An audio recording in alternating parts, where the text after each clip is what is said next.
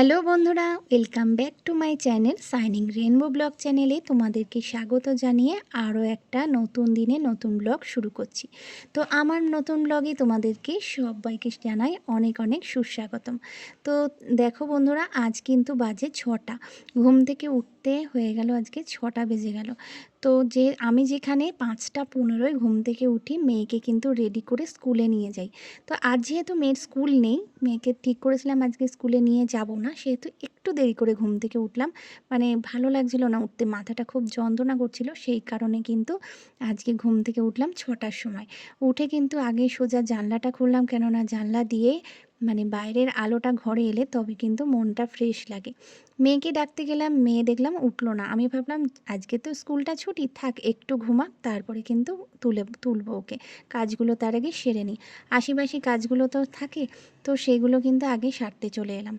তো দেখো, ঘরে পা মোছাগুলো নিয়ে এসে বাইরে ঝাঁটলাম, ঝেড়ে আগে কিন্তু ঘরগুলো আগে ঝাঁটপাট দিয়ে নিলাম, ঝাঁটটাট দিয়ে নিয়ে মুছে নেবো। যেহেতু আজকে বৃহস্পতিবার, আজ তো মুছতেই হবে, কারণ সকালবেলা ঝাঁট দিয়ে চলে যাই মেয়েকে স্কুলে দিতে, আর সেই অনেক বেলা হয় মুছতে মুছতে। কিন্তু আজ যেহেতু মেয়েকে স্কুলে দিইনি, তো সেই কারণে একেবারে ঝাঁট দিয়ে মুছেও নেব।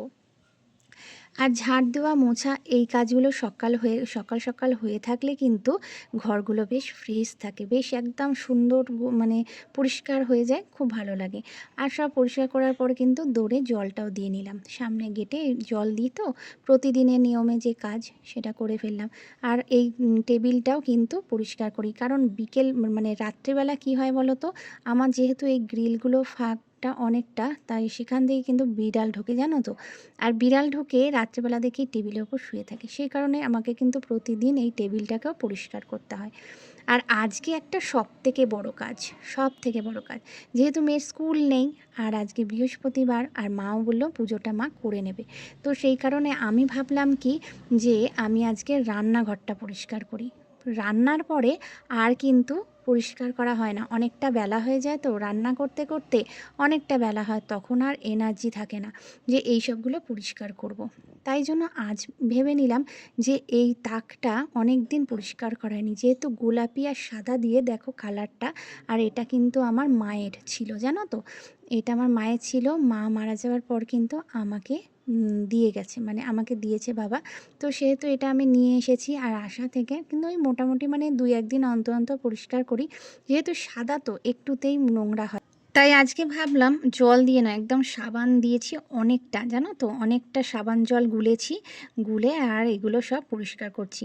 আর কি সুন্দর পরিষ্কার হচ্ছে জানো, সাবান জল দিয়ে যদি মানে ডলছি, তো আগে একটু স্কচ ব্রাইট দিয়ে নিয়েছি, সাবান দিয়ে স্কচ ব্রাইট দিয়ে ডলেছি, আর তারপরে মানে ভিজিয়ে নিয়েছি ন্যাকড়া নিয়ে পরিষ্কার করেছি, একদম ধবধবে সাদা হয়ে গেছে। আর এদিকে ফিল্টারটাও একটু পরিষ্কার করে নিলাম, গাটা ভেতরটা তো রোজই মানে 1 সপ্তাহ অন্তর অন্তর ফিল্টারটা পরিষ্কার করাই হয়। আর ওপরটাও একটু পরিষ্কার করে নিলাম, যেহেতু সাবান জল আছে, স্টিল তো সাবান জলে এমনিই পরিষ্কার হবে। এদিকে মিক্সিটাও মানে পরিষ্কার করে নিলাম, অনেক দিন পরিষ্কার করা হয়নি, বেশ চিটচিটে মতনই হয়ে গেছে, তাই ভাবলাম এগুলো একটু পরিষ্কার করে নিই। তো আজকে এই পরিষ্কার করতে করতে, হ্যাঁ, আমার যে কতটা বেলা হলো, কিন্তু আমি কি করলাম বলো তো, যেহেতু এগুলো পরিষ্কার হয়ে গেছে, আর মা যেহেতু পুজোটা দিয়ে ফেলেছে, তো সেই কারণে আমার কিন্তু এই পরিষ্কারের মধ্যেও রান্নাটা কিন্তু তাড়াতাড়ি করে সেরে নিলাম, কারণ মেয়ে খাবে, ছেলে খাবে, টিফিনে তো ওরা ভাত খায়, ওদের তো একটা অভ্যাস, হ্যাঁ। আর তারপরে দুপুরের রান্নাও তাড়াতাড়ি করতে হবে, কিন্তু কিভাবে জানি না আজকে বেশ তাড়াতাড়ি কিন্তু রান্না বান্না কাজগুলো সেরে ফেললাম। কি বলো তো, সকাল থেকে যদি কাজের দিকে মন দিই না, কাজ করতে হবে, তাহলে কিন্তু তাড়াতাড়ি করে দিনের কাজটা সেরে ফেলা যায়। আর যদি রয়ে বসে করি, যে করছি করিয়ে বসে বসে করি, তাহলে কিন্তু একদমই সেটা হয় না। তো এই দেখো, আজকে এই সব ওই রান্নাঘরটা পুরো পরিষ্কারই হয়ে গেছে, দেখলে মিক্সি, আর ওইদিকে সেলফটাও পরিষ্কার করলাম, হ্যাঁ, নিচটাও ভেতরে ভেতরে পরিষ্কার করে নিলাম, মেঝেগুলো নিয়ে ঘরটাও মুছে নিলাম একসাথে। এদিকে মেয়ে উঠে পড়েছিল, বিছানাটা ঝেড়ে নিয়ে ঘরটা মুছলাম। মেয়ে যদি উঠে পড়তো, তো আমি তখনই বিছানা ঝেড়ে মোছা হয়ে যেত। যেহেতু মেয়ে একটু দেরি করে উঠলো, সেই কারণে বিছানাটা ঝাড়তে দেরি হলো, বিছানাটা ঝেড়ে নিয়ে একেবারে ঘরটা পরিষ্কার পরিষ্কার করতে চলে এলাম। আজ আমার বৃহস্পতিবারে ঘর দোর রান্নাঘর ঝকঝকে তকতকে হয়ে গেছে। তো মনটাও কিন্তু ভালো লাগে। সব যদি কোনায় কানায় পরিষ্কার থাকে না, দেখবে মন কিন্তু এমনি পরিষ্কার থাকে আর এমনি ভালোও লাগে, বেশ ফ্রেশ লাগে। তো সেই মতনই কাজটাও সারলাম। কি বলো তো বন্ধুরা, যে মানে একটা লক্ষ্য নিয়ে যদি জীবনে এগোনো যায় না, তো সত্যি কথা বলছি ঠিক হয়। কিন্তু আমার কিন্তু আজকে একটা জিনিস হলো না। লাইভটা আজকে আমি করতে পারলাম না 11টা থেকে। তো দেখো একদম কাজ টাজ সেরে কিন্তু আমি স্নান করে চলে এসেছি। আর এই দেখো জামা কাপড়গুলো, এতগুলো জামা কাপড়, কালকে ছেলে স্কুলে গেছিলো সেই সব জামা কাপড়গুলো জড়ো হয়েছিল। তো আমি কিন্তু কেচে মেলে দিচ্ছি। তার আগেও কিন্তু ২-৩ দিনের জামা কাপড় এখনও শুকায়নি, যেহেতু বৃষ্টি হয়ে যাচ্ছে, বৃষ্টির ওয়েদার, মাঝে মাঝেই বৃষ্টি আসে, সেই মতন কিন্তু শুকাচ্ছে না।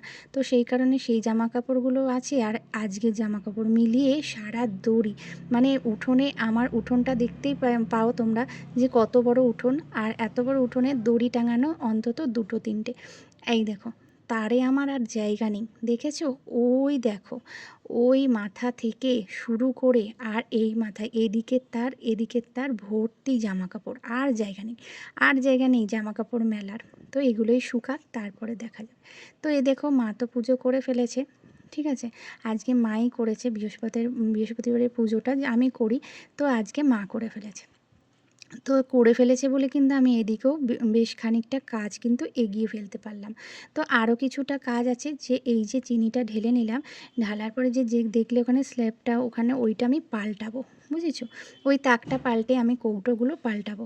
তো দেখো, আমি অবিশ্বাস্যভাবে আজকে আমি ভাবলাম, আর আজকেই কিন্তু তাক, মানে মনের মতন একটা জিনিস পেয়ে গেলাম। তো চলো পরে দেখাচ্ছি যে আমি কি জিনিস আজকে পেয়েছি, ঠিক আছে? তো তার আগে বলি, এই যে মেয়ের আজকে আবদার, একটুখানি মা দোল দাও, বুঝলে? এত কাজ তার মধ্যেও বলছে আমাকে একটু দোল দাও মা। আসলে ও কী বলো তো, ঘরের মধ্যে তো এত জিনিসের মধ্যে দোলনা টাঙানো, তো ঠিক নিজের মতন করে, মনের মতো করে দোলটা খেতে পারে না, তাই জন্য আমি একটুখানি দোল দিলাম। তো বাচ্চা মানুষ, ভালোই লাগে। তো মাথাটা আঁচড়ে নিয়ে সিঁদুরটা পরে নেবো, ঠিক আছে? তো আমার এই এবার যাব হচ্ছে রান্নার দিকে, বুঝেছো? রান্নার দিকে যাব এবার, রান্নার কাজটাও সারতে হবে, কেননা বেলা হয়ে যাচ্ছে। বসার সময় নেই, বুঝেছো? বসার সময় নেই। একটার পর একটা কিন্তু কাজ থেকেই যায়, পর পর কাজ, নিজের কাজ, ছেলের কাজ, মেয়ের কাজ, বরের কাজ, মানে পর পর কাজ থেকেই যায়। তো যাই হোক, কাজ তো সারতে হবে, চলো। আর ওই যে বললাম লক্ষ্য, যে কারণে লক্ষ্যটার কথা বলেছি জানো তো বন্ধুরা, একটা লক্ষ্য রেখে এগোলে, হ্যাঁ, পুরোটা সাকসেস যদি তোমার কপালে নাও থাকে, কিছুটা কিন্তু হবেই। তবে হ্যাঁ, সেই লক্ষ্যটা যদি হয়, মানে একদম মানে ঠিকঠাক লক্ষ্য, তবে সেটার পূরণ হয়। তো চলো, আর বেশি কথা বাড়াবো না। এই যে রান্নার দিকে চলে এসেছি, কাঁকরোল ভাজবো, কাঁকরোল গোল গোল করে কেটে নিয়েছি। আর এদিকে দেখলে ডিম সিদ্ধ হচ্ছে, হ্যাঁ, ডিম সিদ্ধের, এই দেখো ডিমটা ঝোল করব আজকে, এই যে গাটি কচু আলু দিয়ে, ঠিক আছে, মাখা মাখা করব। আর তার আগে দেখাই, এই যে ঘি দিয়ে আলু সিদ্ধ দিয়ে দুজনকে ভাত দিয়ে দেবো, ছেলেকে আর মেয়েকে, ওরা খেয়ে নিক, ঠিক আছে। টিফিনে তো ওদের এটা চাই, ঘি দিয়ে আলু সিদ্ধ ভাত ওদের প্রিয় খাবার, অন্য কিছু খাবে না। আমি ভাবলাম আজকে এত কাজের মধ্যে, ঠিক আছে চল তোদের আজকে একটু ডালিয়া করে দিই, না ছেলে বললো না, ভাতই খাবো। তো যাই হোক, খেয়ে নিক। তো এদিকে গাটি কচু আর আলু কষিয়ে নিয়েছি, পেঁয়াজ টিয়াজ দেখলে বেটে নিয়েছিলাম, মশলা করে নিয়েছি, টমেটো, পেঁয়াজ, আদা, রসুন, লঙ্কা পেস্ট করে নিয়েছিলাম, ওটা দিয়ে ভালো করে কষিয়ে নিয়েছি। আমার কষানো রেডি হয়ে গেছে, কিন্তু একটা কথা, কি বলো তো, আমার ছেলে খাবে না। আমার ছেলে ওই গাটি কচু আছে বলে খাবে না। তো 11টা 15-র মধ্যে কিন্তু আমি সব কাজ সেরেছি বন্ধুরা, ঠিক আছে। ওই জন্য কী করলাম, চাল কুমড়ো দিয়ে ডাল, মানে ডালের মধ্যে চাল কুমড়ো দিয়ে ডাল করব, বসিয়ে দিয়েছি। ও বলল মা আমি ডিম সিদ্ধ দিয়ে খাবো, আমি ওই গাটি কচু খাবো না। তো ঠিক আছে, খাবি না যখন আর কি করা যাবে। তো গাটি কচুগুলো পড়েছিল, নষ্ট করব বলো, তাই জন্য ডিমের ঝোলের মধ্যে দিয়ে দিলাম। এদিকে কাঁকরোল ভাজা করেছি, তো রান্না কমপ্লিট।